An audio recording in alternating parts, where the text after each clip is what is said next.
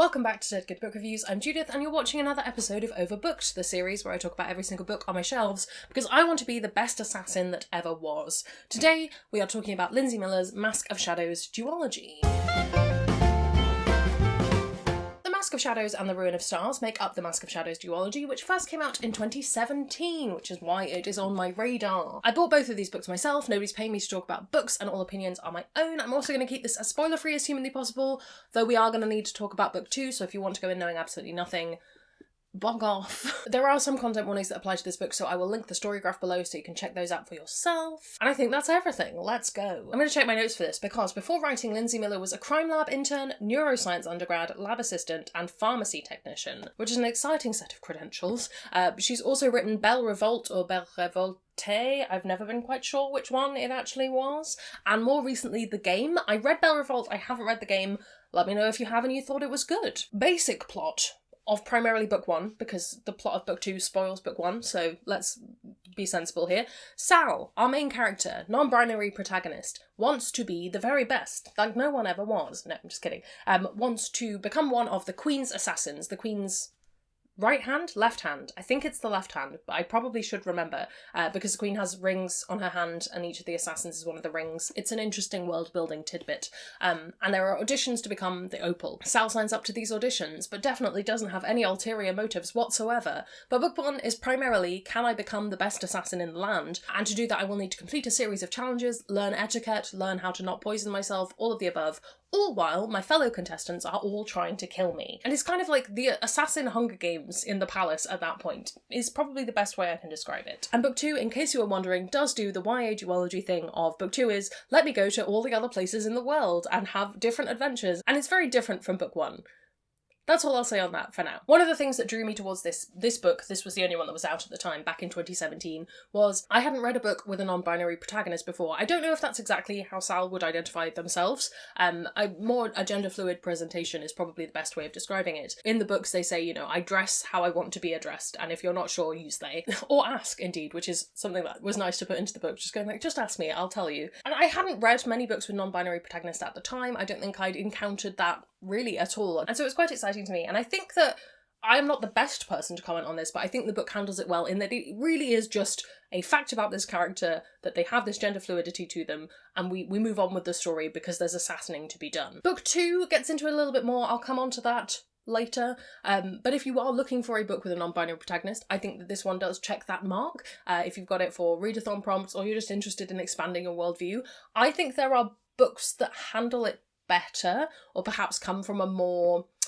authentic place is probably the best way I can word that. I mean, I don't know Linsey Miller's life, I don't know, but it just feels that way to me. But for the most part, I think that is the selling point of this series that makes it different from the many other similar books on the market at the moment. I also feel like book 1 really managed to capture the tension of the situation and the imminent murder at any time of it all. I've read other books where they haven't quite felt as punchy on that front, whereas this you really do get the sense of don't go to sleep, don't turn your back on anyone, you might die at any moment. And I thought that was really well handled, and I've seen that done badly before, and it was nice to see it done in a way that really does get your heart rate running and make you feel a little bit stressed. I'm the kind of person who I like to close a door and know that I'm safe, and the fact that Sal can't really do that in this particular situation I found very stressful. So if you want a book that captures the stress of that situation, I guess. And while this book does suffer somewhat from YA second book problems, I do feel like a lot of my issues with book 1 were addressed in the second book. Primarily the fact that Sal is a queer character in a world where clearly queer people exist,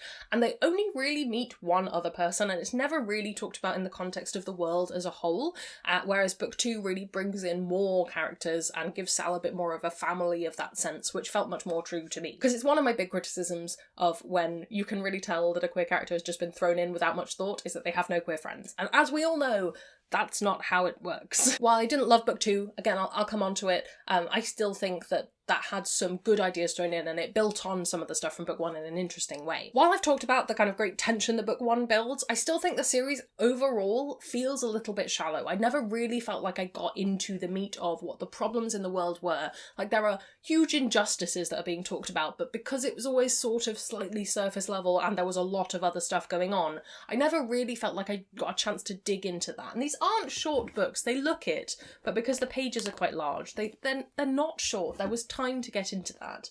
and I just don't feel like I really got the meat out of this story that I really wanted to. I've mentioned this several times in this review, but yes, book 2 is not as good as book 1. We lose the structure of book 1, we lose the structure of the setting. It's sort of a whole separate adventure, and it makes book 1 feel like a prequel to a book that is less good, and that is just something that I've come to expect from duologies at this point. I haven't found one that's been really, really solid in a very long time. I'm just used to it. I don't necessarily think that it is the worst thing in the world, but for a long time I was saying that, oh, it's just because I didn't reread Mask of Shadows first. But I read these back to back, and even back to back, I felt like a lot of the character dynamics and the relationships aren't as strong in book 2, and it just felt a little bit thrown and added on. I would be quite happy to just have book 1. Also, it is relevant to the plot, because some of the characters are bad, but if you don't want a book where the character is ever misgendered, misgendering happens in this series. I just thought I'd throw it out there. It is sort of one of those things where I went, okay, this just tells me what kind of world we're in, but also I can see why if you were reading a book with a non-binary protagonist, you might just want them to be non-binary and that not be an issue. So I mentioned that since I encountered this book back in 2017. I've read a number of books with non-binary protagonists. Let me tell you about some of them.